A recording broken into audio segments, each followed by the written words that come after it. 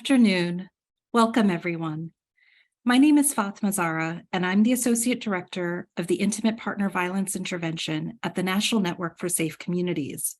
The National Network is fortunate to partner with John Jay College of Criminal Justice to host today's event. You're joining us for an informative panel discussion on making a difference in the DV field. As some of you may know, October is Domestic Violence Awareness Month. 1 month a year is dedicated to focus our attention on this epidemic, yet we should actually be talking about it every day. According to the CDC, 1 in 3 women and 1 in 4 men have experienced physical violence by a partner. Because of the pervasiveness of this violence, it requires resources and support from all sectors of a community. Today, we're very lucky to have a few professionals in the field discuss how they came about working on this topic and making an impact in helping communities address this issue of domestic violence. Let me briefly introduce you to our esteemed panelists before we begin. Jared Trainer is the General Counsel and Director of the Bureau of Law and Public Safety at New York State's Office for the Prevention of Domestic Violence, also known as OPDV. Before joining OPDV, she was part of the Office of Children and Family Services, where she was the Director of Bureau and Domestic Violence Prevention and Victim Support. During her 13 years with the Office of Children and Family Services, she was also a senior attorney with the Division of Legal Affairs, where she provided legal services for domestic violence programs. Prior to this, she served as a law guardian for the Children's Law Center in the Bronx. Jara received her Juris Doctorate degree from Seton Hall University School of Law. Michelle Kaminsky joined the Kings County District Attorney's Office after graduating from Brooklyn Law School. As Bureau Chief of the Domestic Violence Bureau, she oversaw the prosecution of 10,000 cases a year, including sexual assaults and homicides. In addition to advising prosecutors on their investigations and trials, she also coordinates policy initiatives and works closely with women's rights initiatives. She's lectured on best practices around DV investigations and prosecutions, and also has written a book on her experiences prosecuting DV cases and recommendations for reform. She's now taken on the new role of Division Chief of Gender-Based Violence at the Kings County District Attorney's Office. Rachel Teicher is the Director of the Intimate Partner Violence Intervention at the National Network for Safe Communities. She manages the IPVI portfolio and provides technical assistance to jurisdictions, which includes strategic advising and data management to sites interested in reducing serious intimate partner violence. Prior to joining the National Network, she worked as the Director of Strategic Coordination in the New York City Mayor's Office to combat domestic violence. She was also part of the administrative team that oversaw the Brooklyn Family Justice Center. Previously, Rachel also worked at the Steps to End Family Violence and Mount Sinai Hospital's Sexual Assault and Violence Intervention Program. Rachel holds a law degree from Hofstra University and a master's degree in Humanities and Social Thought from New York University. Vilma Torres is a licensed social worker and director of Safe Horizons Bronx Family Justice Center. She has spent 3 decades serving victims of crime and abuse in New York City by guiding families through the process of rebuilding their lives after trauma. She's presented locally and nationally on the topic of grief and trauma. Since 1999, she has facilitated a weekly homicide support group in collaboration with the Bronx County District Attorney's Crime Victim Assistance Center. Vilma received her undergraduate degree from John Jay College of Criminal Justice, and she received her master's degree in social work from Hunter College. Alex Acevedo holds a BA and MA from John Jay College of Criminal Justice and is currently pursuing a doctorate at CUNY Graduate Center in Criminal Justice. Alex is a data analyst at the National Network for Safe Communities. Before joining the National Network, he interned at the National Network and volunteered his time to work on re-entry with formerly incarcerated individuals. Welcome, panelists. Let's dive in. Jara, let's first start with you. Can you tell us about how you became involved in the policy level work to address domestic violence? Yes, thank you. And I just want to thank everyone for joining today and for, John Jay for gathering this panel of such esteemed folks. So personally, my journey to do IPV related work came after experiencing some personal issues with coercive control. And as I attended law school and then started working with victims of family violence, I started to realize how pervasive it is, and how as a ground level practitioner, important it was to really share information about what I was seeing and to help identify solutions and strategies to address that with folks who were funding us, with folks in the policy level, at both state and federal levels, to help really fix that. One thing that we have really focused on at OPDV and has been my own experience is that it's really important to speak to folks who are both survivors as well as the folks on the ground, practitioners, to understand the barriers and challenges that they're facing and also the needs that survivors have. And so that's what really drove me to come work in state government and to advocate for policy changes on behalf of survivors. Thank you, So, Chair. Thank you. No, please go ahead.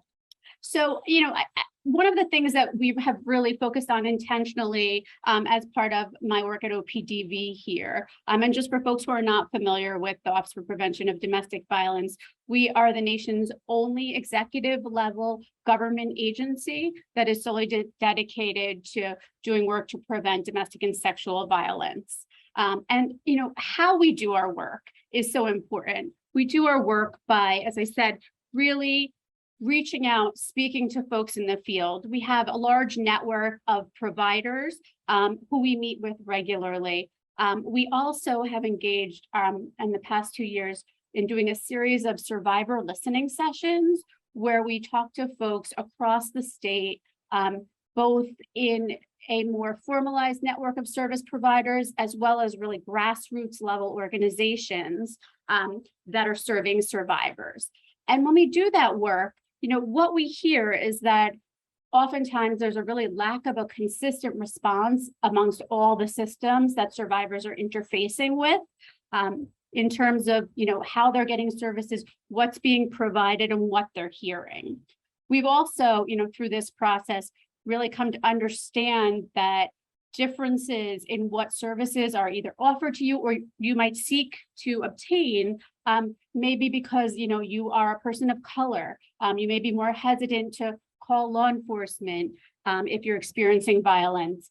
And understanding the nuances of those distinctions amongst different communities is really helpful to understanding that there needs to be a variety of approaches to reach folks.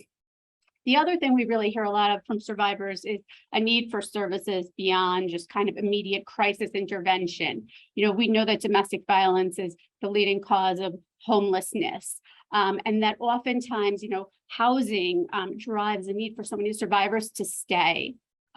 Also, just understanding the impact of financial abuse occurring in so many cases and how that also can really create barriers. But on the flip side, it makes us realize, that policy solutions that are geared towards getting flexible funding to folks can really be impactful.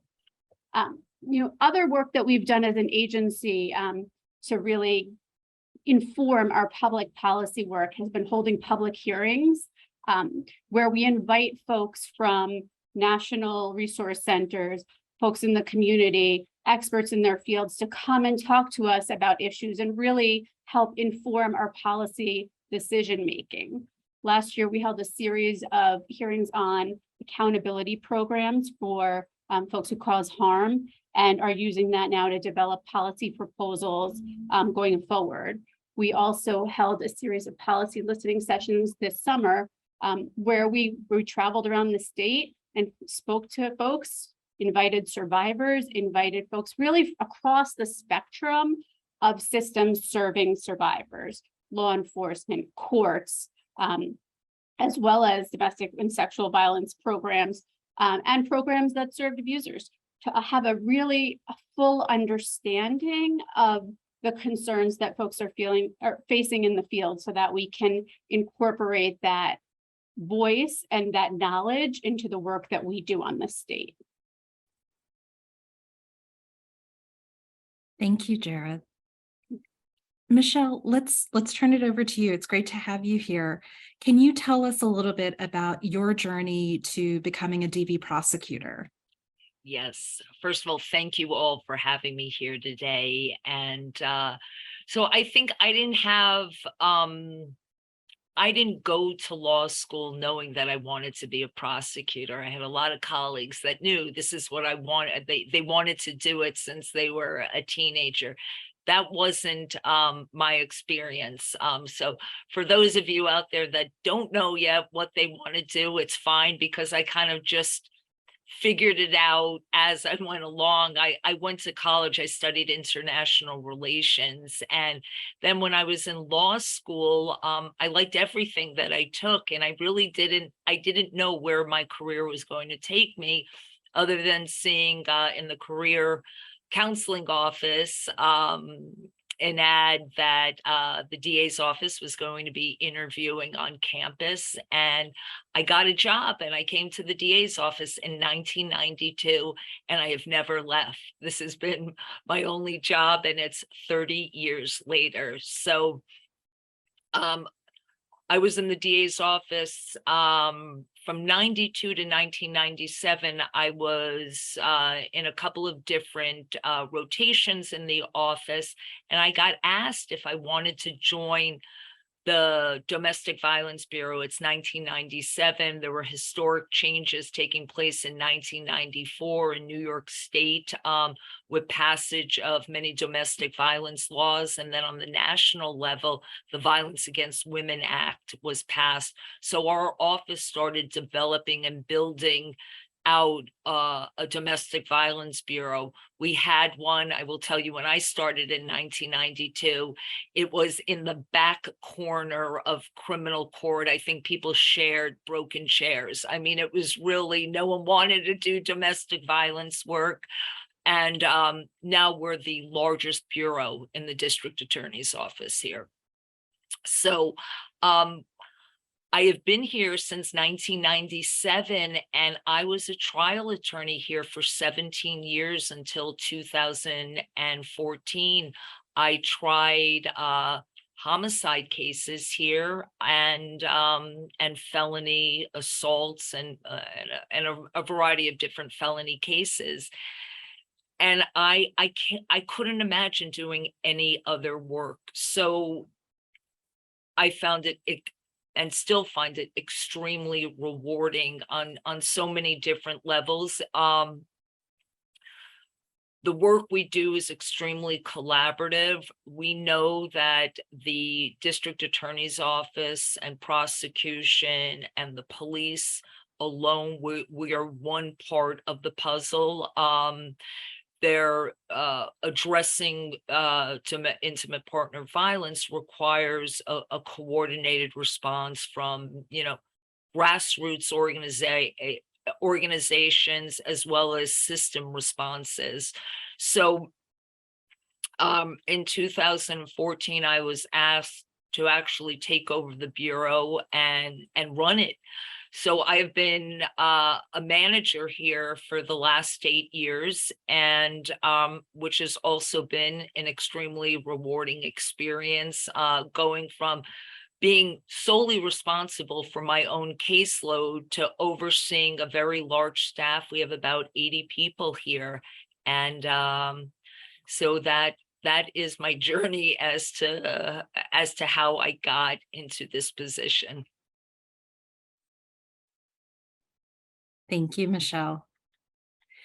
Rachel, we've heard, from Jara, from Michelle about their paths, to get to their careers in the domestic violence field. Was there a particular class or internship or job that helped inform, your journey and steer you in this direction? Yes, and thank you again for having me. I'm so thrilled to be here with everybody.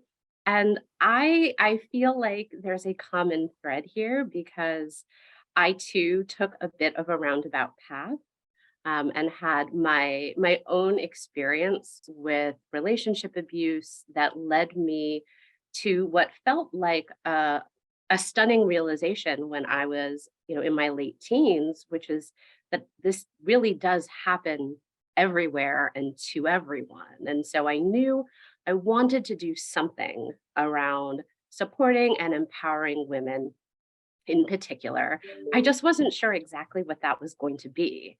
And so for me, taking classes in college, particularly in the field of sociology, and getting the opportunity to explore and unpack some of these ideas around violence and gender and power and control um, helped me realize that there were a lot of things that I didn't know and a lot of things that I really wanted to figure out. Um, I wound up going to law school, but I call myself a recovering lawyer because I did not practice for very long. I found myself feeling like it wasn't exactly the right fit. And so I took some time to figure it out. I went back and got a master's in gender politics, and I rediscovered that I really wanted to be in the field. I wanted to be working hands-on. Um, and so I had the opportunity to do that, which was phenomenal. But then I found myself going, oh, wait, I'm in the nonprofit world. I have to do a lot of different jobs now. And so while you're doing direct service work, you often get the opportunity to wear a whole bunch of different hats. And one of those was, managing and coordinating programs and helping to support staff and other direct service providers. And I found myself realizing that there's so much to give in this field, but I really loved helping the people who were helping the people, being more behind the scenes and helping to bring people together. And that's kind of the space that I wound up gravitating towards. And so I do miss direct service, but I feel really fortunate that I get to work with the people that are having that impact every single day, and that I had that perspective. I feel like that never leaves you. There's something really powerful about doing crisis intervention work, working in courts and in hospitals and in crisis centers, and seeing people when they need help and they're not sure what it is, and they may not expect it to come from someone who looks like one of us, right? But you build a relationship to help get them to where they need to be. So that's kind of how I found my way here. We're so glad you found your way into this field. Thank you, Rachel. Vilma, we're really lucky to have you here as a John Jay alum. Tell us a little bit about how you do this work to assist and support victims of domestic violence. Yes, good afternoon, everyone. I'm Purple Day, as you stated. I mean, it's every day. When I think of this field, and I think what I've learned over the course is the listening, and then we're doing that now. That is so key. The use of how we interact with anybody, how he, she, they, them want to identify, whether it's a victim or a survivor. And I think what I've learned over the course of the years is when we, especially working in the district attorney's building, we're surrounded by the criminal justice. So we know, sadly, that many survivors have been impacted by systems. So I think it's so important in our work how we practice client-centered and being very trauma-informed. And to me, as I always say, when I engage anyone who's been harmed, it's really starting a conversation, finding out from them, what expertise they have, because they're surviving this. They're surviving this, whether they're surviving still living in a home where the harming party is present, where they themselves have been harmed, where you see the remnants of that abuse, or someone they love has been murdered. And to me, it's really kind of listening to them. And I think that's what the resilience is. When you speak with somebody, is acknowledging that their resiliency, that they're here with us present. And maybe I'm not thinking of it, but maybe just like Fatima, you're listening to me, you're acknowledging me, your presence, your body language is letting me know this is a safe space. No one is going to judge me. No one is going to say, oh, you're still in that relationship. Why didn't you leave? Or, if it's a same-sex relationship and maybe I've been ostracized by family or friends, you're here now is let's listen to you. How do we support you? And I think that's the resiliency when I work with survivor, is that there is that resiliency. There is, if you want to say strength, that individual walk through our doors, and how do we engage this person, listen to them, that they're feeling honored and respected. And Vilma, you have to work with many systems. You're a social worker, your training, is to be present and listen, but sometimes you have to work with these larger systems that may not have that same foundation and training. So what is that like, kind of balancing, both roles of kind of being kind of an interpreter and mediator? Oh, I really love that interpreter, the mediator. I really think it's sometimes when you hear someone make a comment that you feel is very offensive, disrespectful, kind of like them, the does.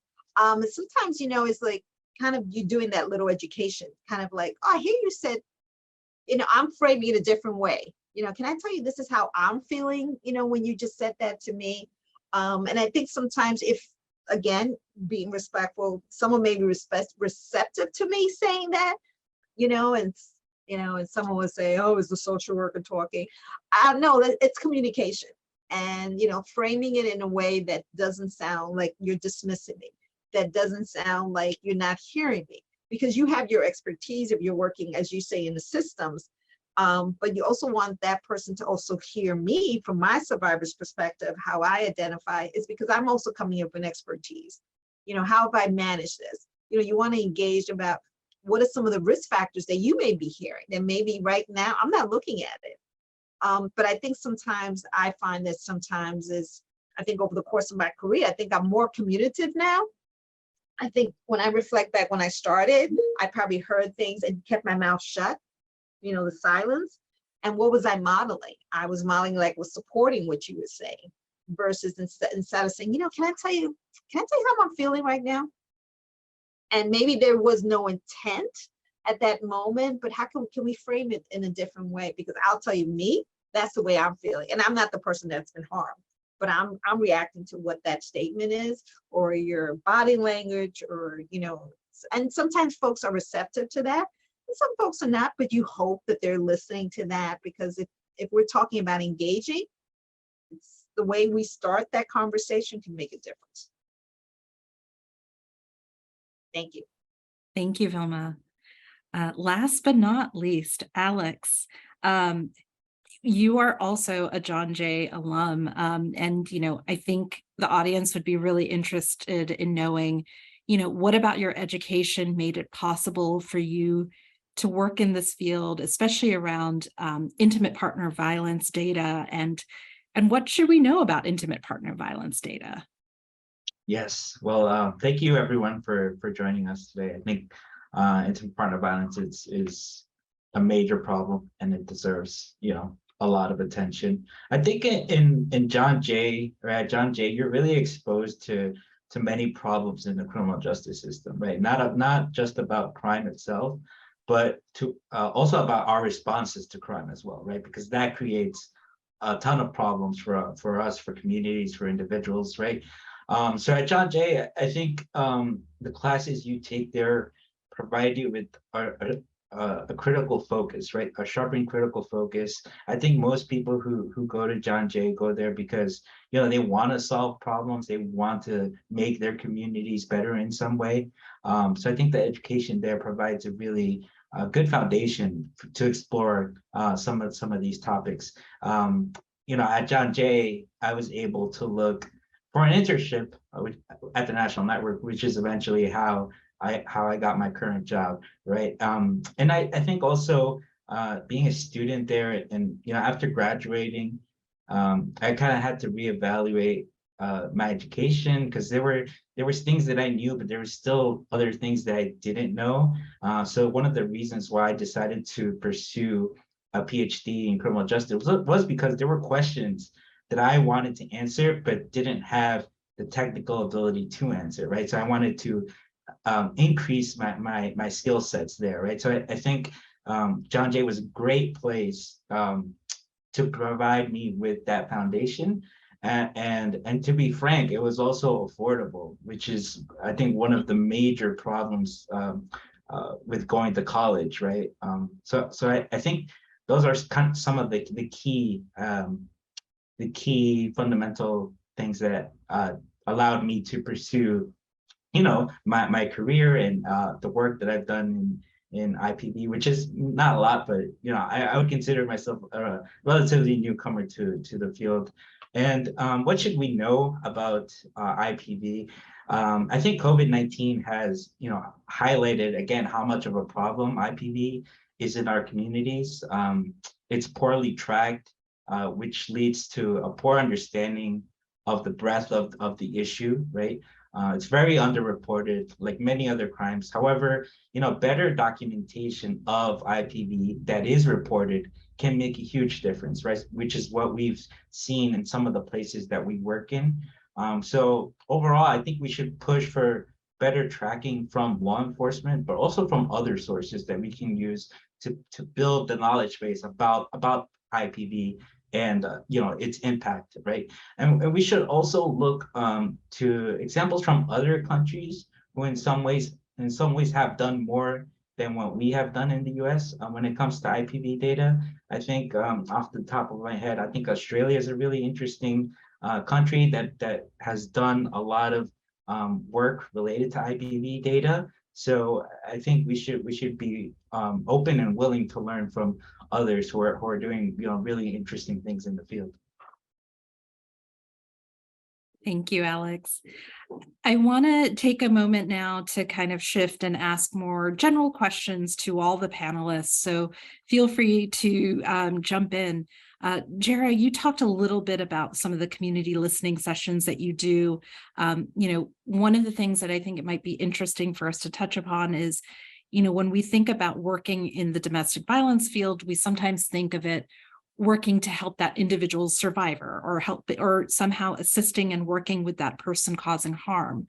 But what about that larger community work? Can any of you share what have you all been doing in that community work in messaging around domestic violence? Sure. So, I think that's part of the work that we've been, you know, doing as an agency, part of our charge is to educate the public about the prevalence of domestic and gender-based violence.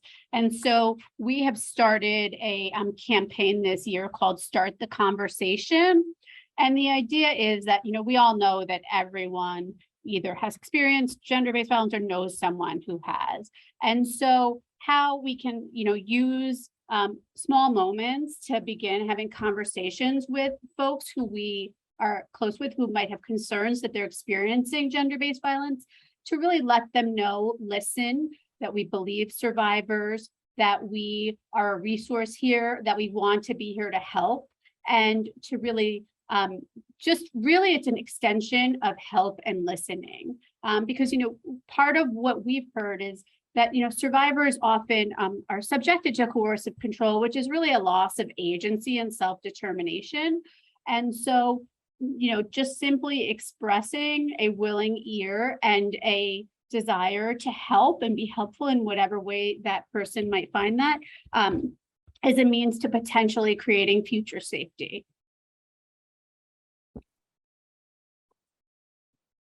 Yeah, I mean, I really like what Alice talked about the community, because definitely I think, you know, it saddens because of COVID and pandemic that we weren't out in the community as much as we would like to. I appreciate a lot of our organizations created those safe chats, you know, because it was important. And I think now that, you know, I'm back and we just did something recently, the Bronx District Attorney did the 5K this past Saturday.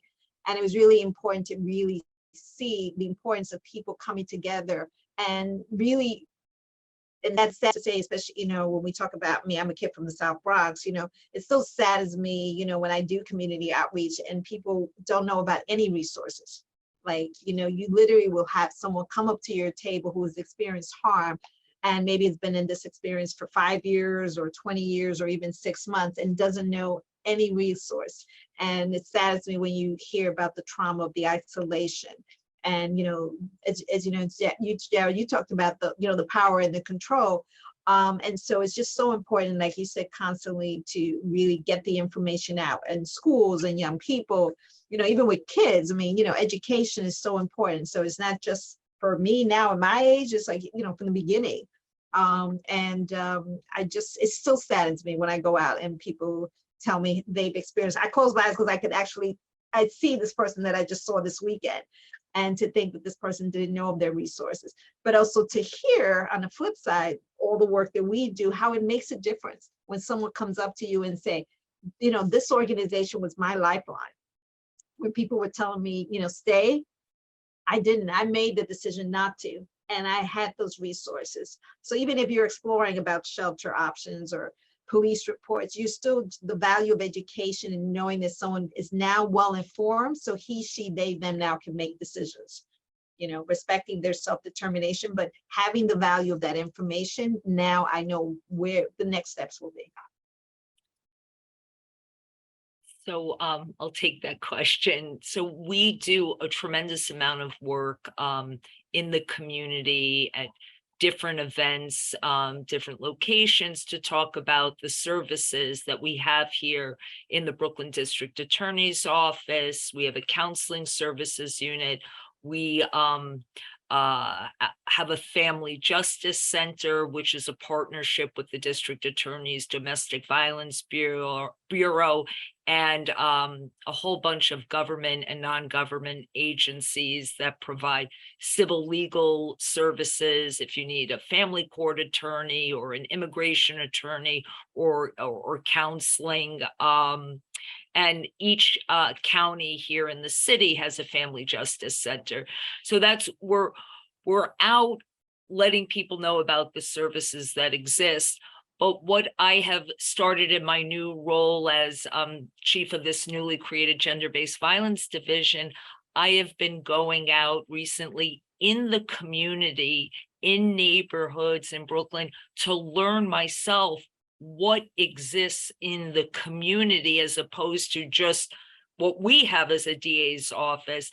And really, it's been educational for me to know the grassroots work that is actually going on the community level around domestic violence, because we see that many people do not want to go to law enforcement for the issue. They want to address it in other ways and speak to non-system providers. So I, just in the last week, I was out in Bushwick and Brownsville, and there is a lot of really great work going on the ground, right? I mean, on the street level, when I say there are tables set up to let people know that are walking to and from, dropping off kids from school, doing supermarket shopping. Here is what we have, and here's the phone number you could call if you need assistance. And if I could just layer on, and I'm not going to speak for Alex, but we do work together. I think one of the things that's kind of unique about what we do is we work with a lot of different communities. And sometimes that work means working with systems actors, working with government agencies, working with law enforcement, working with grassroots and grass tops orgs to try to amplify the concerns and the voices of the community. And to engage with the idea and the reality of who are the people that live in your town or your city. What are their needs? What have been their experiences? What have been their harms? And how can we problem solve, right? How can we center on where they are at, what they might need access to? And so we talk a lot about how do you make community a part of the work? How do you make community a leader in the work? and not find ourselves in a situation where the work is being done to a community. And I think that that's one of the most challenging things, is being able to go someplace and allow them to trust us enough to teach us about their experience so we can use that to, solve a problem around violence, in this case, intimate partner violence. Thank you, Rachel. What I'm hearing you and other folks say is, this isn't just about, people in these professional roles working in domestic violence having the only solutions or options or resources. It's about everybody in the community and being able to access and engage everyone to be able to come to a better place in offering options and offering support. I'm also hearing all of you say that, working in the domestic violence field can't just be about crisis response. It is also about that prevention work. So the community work, the engagement, the conversations you all have is so important and so key. Speaking of crisis response, this work has been primarily seen as that. You work in DV if you are a police officer or a prosecutor, or you work in the hospital and you specialize in DV, emergency cases, or you're a social worker doing literally crisis intervention. So oftentimes, people get the sense that this is, in the moment addressing how to heal someone, right? Like how to heal their physical wounds, how to get them an order of protection, how to get them to a safe location. But I have a bigger question for you all. How in your careers are you advancing healing, knowing that healing can take some time and some effort? And how do we look at this work beyond just crisis response?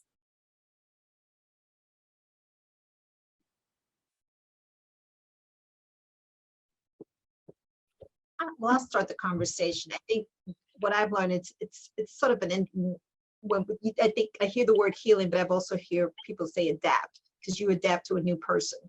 You're adapting to your life experience. And so I've heard both. I've heard people say, I'm on my journey for healing, and I've heard people say, I'm adapted to a new person now. This is who I was as I was, experiencing this harm. This is who I am now. And so I think, it gets back to just, listening to how that person self-identifies. But I think what got me with your question is the importance of really just listening. I'm going to bring that out again to someone, because sometimes a person doesn't get that. I've been silenced for so long that I'm used to it, that I don't talk about it, that I've worked with survivors who've talked about 20 years, 25, 30 plus years. This is all I've known. It sometimes just take a turning point, when life changes. But it's the value of us listening, and just like we're all listening to each other, and not being judgmental and saying, why now after 30 years versus didn't you know this 30 years ago?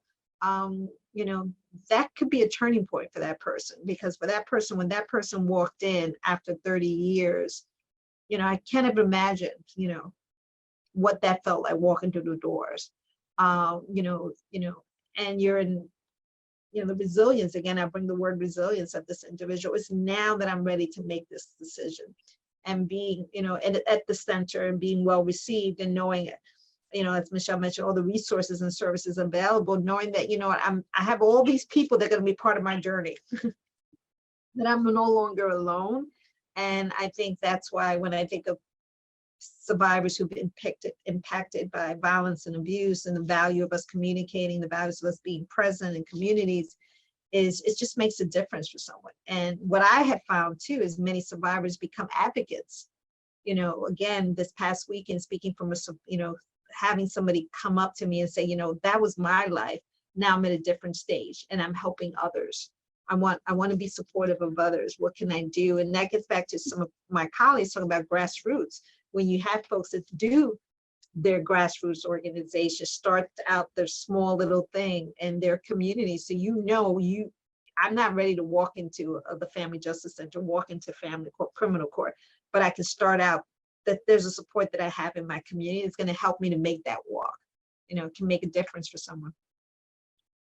I agree with that. I think that's the most critical skill set for prosecutors here, to be able to just listen, not interrupt. And it's a very hard skill, right? To pay attention to what someone is saying to you, but really to listen and then to validate, I think is really critical, and acknowledge, as Vilma said, the individual's resiliency and courage to speak, and share tremendous pain and terror and the worst personal things that were done by someone who was a loved one and that they're intimate with.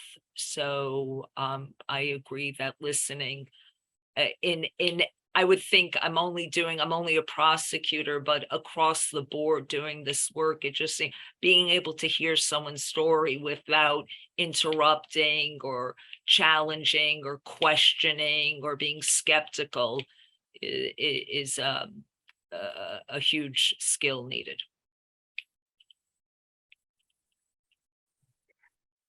So I wanted to- agree. Go ahead. Oh, so sorry. I agree with everything. I think there are two things that I would just very quickly name. One is thinking about healing for people who do the work, which I think can get overlooked and is a really important thing to acknowledge. It is a privilege to be able to do something that you love and to be able to do something in a field that historically, does not pay the big bucks. People do this because they care about the work. And so there is a lot of, I think, privilege that comes with being able to be in these positions. And sometimes we push ourselves too hard. So I think healing also has to start with us reflecting on how we sustain ourselves. And then the other piece for me has been increasingly through my work at the NNSC, thinking about healing in terms of repairing harm. And that, an individual will be on their own path. And there are a lot of things that will impact that, but addressing the harms that occur within our systems and through our systems has a lasting intergenerational impact. And so I've started to think a little bit less about the individual harms in the role I'm in and more about how do we heal the harms and the trauma from, poor practices, from white supremacy, from racism. How do we do things differently to prevent additional harm? So that's what I actually think of when I think about healing. I think about mending. I'm so glad you brought that up, Rachel, because I was thinking about that as well. Both of those items, but even taking a step back, healing itself is a privilege often. And before you can even begin to heal, oftentimes people just need basic supports and stability. And so, one of the things that we've really been looking at is how do we get people comfortably, stably housed? How do we get people to be financially independent and able to meet their immediate needs so that they can then move to some of those next levels of healing that we've been talking about? That's so important. You think of Maslow's hierarchy of needs, to achieve this point of healing, you need your basic needs met. Such an important point. Thank you, Jara. I have so many questions for all of you, but I'm going to pause momentarily to see if we have questions in the Q&A. Looks like we have one question about, are there any symptoms that we can find from victims of domestic violence, both physically and mentally. So would you all be able to share with us, what are typically, what does domestic violence look like? Both, the different types of violence that it can show up as. I would just say in terms of what it looks like, to understand that anyone could be a victim of domestic violence. So it's really hard to say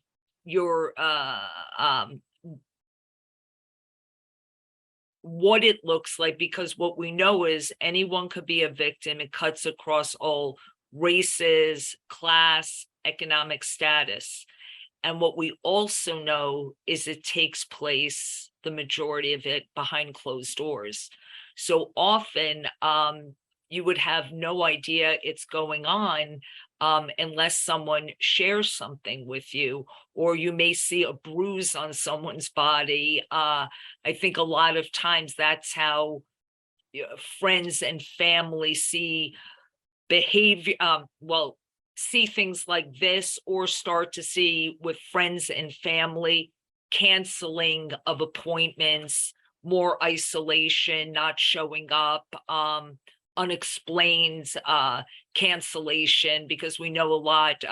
Jara was talking about coercive control. We know that those who commit acts of domestic violence, isolation and control is a big part of the pattern of abuse. So if all of a sudden you have a friend who is in a relationship and they used to be coming around and spending time with you, and they're no longer around, or always have a reason why they can't show up, that may be a flag to look for. But I will say it does become hard when it does take place behind closed doors, and that anyone can be a victim of it.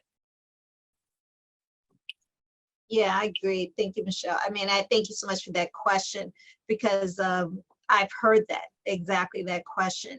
Because we're saying, intimate partner violence, gender-based violence, and it could be, as Michelle said, it could be that someone starts to talk to you and you start to pick up on it. That kind of sounds unhealthy. Like, wow, every time Vilma steps out, it's like, where are you going? Who are you with? She just left you, Susan, and she's down the block. How far did she go? And then you're texting her, and can I tell you that, and sometimes having those conversations, because sometimes, even again, it gets back to what we talked about, the listening. I don't assume when I'm working with someone, I don't put out, oh, so you're here because of intimate partner, gender-based violence, because you've been battered, because you abused. I want to hear it from that person's perspective, how he, she, they, them are identifying, because they could be, I was here because, we just not getting along. Me and Harry, we don't get along, versus me saying, oh, so you're saying Harry's abusing you? No, the person never said that. So, I mean, the signs are like, again, like definitely like Michelle said, isolation. It could be financial. It could be, person just being cut off from family and friends. Sometimes it could be hot and all of a sudden I'm wearing a turtleneck, like my body is constantly covered. And it's sometimes too, and I actually have the poster in my office. I learned from a survivor, because it was like a media campaign, and she said that doesn't reflect intimate partner violence. She said, because people are looking for the bruises. She said, Vilma, I didn't have any bruises. Did you ever see me coming in to the center with bruises? And I said, no. So it's not that. It could be emotional, psychological, financial. It's like power and control. But she said, people always looking for the bruises. They don't always there. They're not always there, because she even experienced that when she sought help. And, and again, this gets back to education. When the law enforcement said, well, you look okay to me. She said, he was just looking at me this way, Vilma. He doesn't know what I went through. So I've never forgotten that. She taught me very well about, people look for the bruises. Not all about the bruises. So thank you so much for asking that question. So it's really about being inquisitive and digging deeper and listening at a very deep level to see what people can share and kind of self-identify for themselves, to have those thorough conversations. Just one more question in the chat box. There is we have lots of questions. We are a little short on time, so trying to pick very quickly, especially from a DA perspective.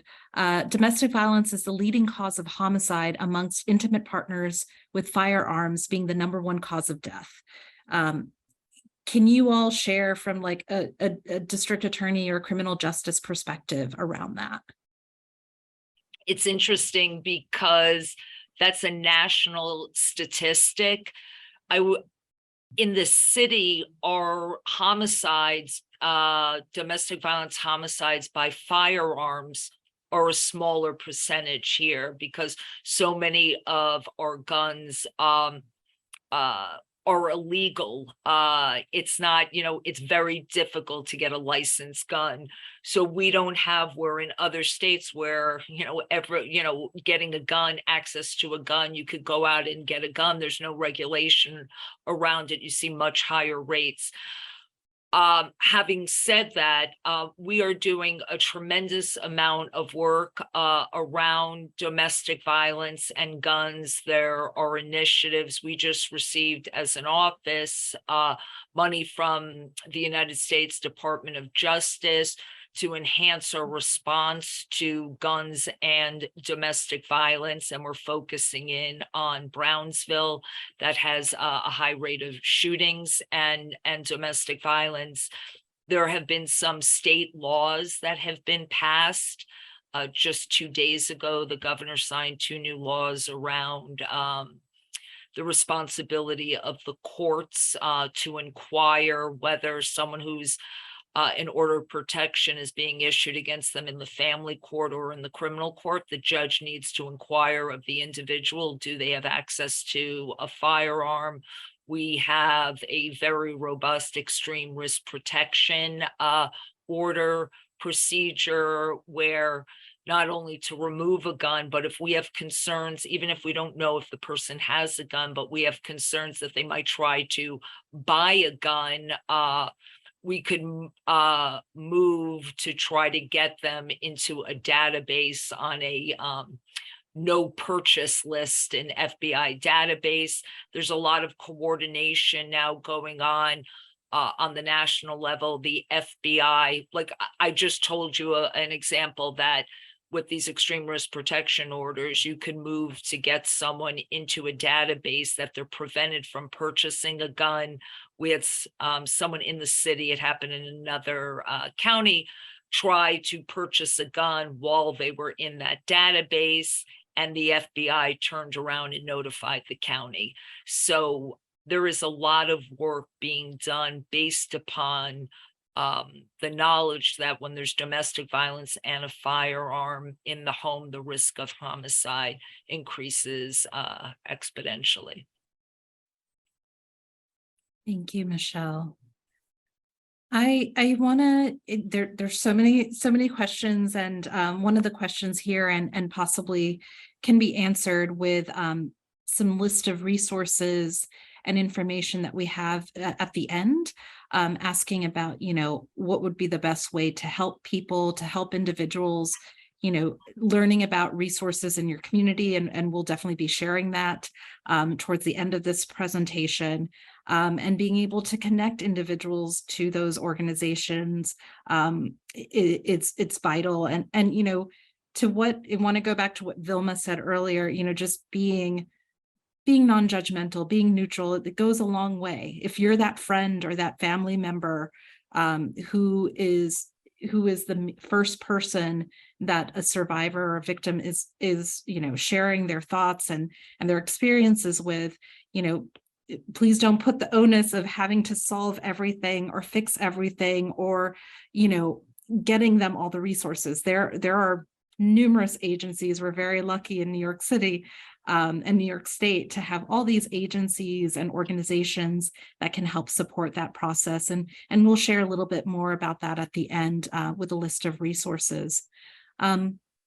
Before we end, I want to give opportunities for our panelists for sharing any final thoughts, especially on what are some opportunities, either through internships or job experiences, that people may be able to look into to get involved in this field? I'm gonna go quick because you said my favorite word, internship. Internship and volunteer work. That's the way. I have always said that this is like being the kid in the candy store and you get to eat everything. You get to eat the Snickers bar, the M&Ms. This is how I got into the field. I mean, I'm not going to age myself, but those who know me know. This is it. Yeah, this is what gave me that opportunity for opening doors. I have great respect for colleagues that are here that have been mentors to me. The beauty of being an intern or a volunteer, and I say volunteer because I know many of us have family, have friends, have partners, have parents that we need to take care of. Volunteer work is something too that just set aside some time, be that person, get to that person, and because it opens doors for you. It really does. It can open doors for jobs, it opens doors for references, opens door for experience, and that lived experience of speaking to someone. Like, can you imagine someone just hanging out with Michelle for a day? Do you know the value of that? Because I'm just thinking of someone, if I told her I was like, she said, oh, I want to talk to her, I want to hang out with her for one day.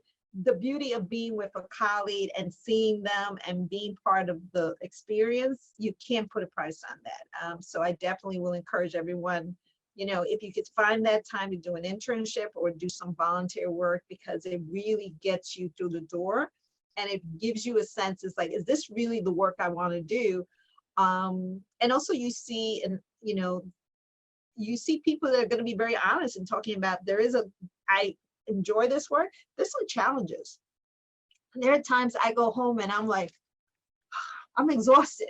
And also the beauty too is our colleague was speaking about the taking about yourself and grounding yourself. So, and that, I'll be honest with you, I learned from colleagues who say, the work is the work, Vilma, but are you losing yourself? You're not eating, you're not sleeping, you're having intrusive thoughts and images. What's that about? So, and I appreciated that when someone sort of told me this, you need to take care of yourself. You need to value yourself. So internships, volunteer work, hang out with people. Bye. I'm going to Alex, Yeah. sorry. I would say the same thing. Internships, we have for university college students, we have an internship program here in the district attorney's office. I will also say that if you're thinking about maybe becoming a lawyer, for those interested, we have people who come here, they're paralegals. There's all kinds of jobs in the DA's office before you become a lawyer, clerks, paralegals, messengers, where you could be exposed to the work of the office and make a decision if maybe you want to be a prosecutor and go on to law school. We have so many people out of the Domestic Violence Bureau. There were paralegals here, and then they went on to law school. Some have come back and they're working in the office and they really understand now all aspects of the practice. So if you're interested, go on the website. There's information about internship opportunities, and also look on job listings. We're looking for people in non-lawyers in different capacities in the office. Thank you, Michelle. Just to build on that, I mean, internship opportunities are always plentiful and robust. Our office has hosted legal interns. We have taken fellows from the Vista or an AmeriCorps program. We have Excelsior and Empire Fellows, which is a New York State program for fellowships, as well as Center for Women in Government Fellows. Those are for folks pursuing advanced masters in women's affairs in government. But most of my colleagues all started out as volunteers for a domestic violence or rape crisis sexual assault program.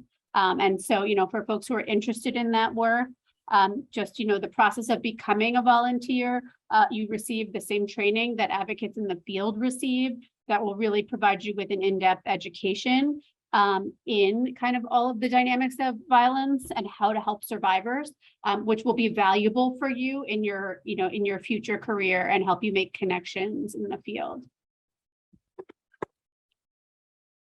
Thank you. Alex and Rachel, do you want to speak to internships? Sure. I think as a student, students are in a unique place where they have access to internships, to volunteer opportunities. I would say, take the chances if you can, right? Look for opportunities that you may not normally consider, right? Exposure is a great thing. I know that, some people know very well what they want, as in a professional career. Others aren't sure. So it's good to be exposed to different topics, especially if you're, pursuing a career in criminal justice. I think, internships and volunteer opportunities are a great way to, test the waters. Yeah, some of my best experiences were internships and volunteer opportunities. It's hard but really rewarding work. You meet great people and you learn a lot. Thank you. Thank you, everyone. We could talk for much longer, and I wish we could keep you all here. Again, I just want to say thank you to all the panelists, our hosts at John Jay, and the audience today.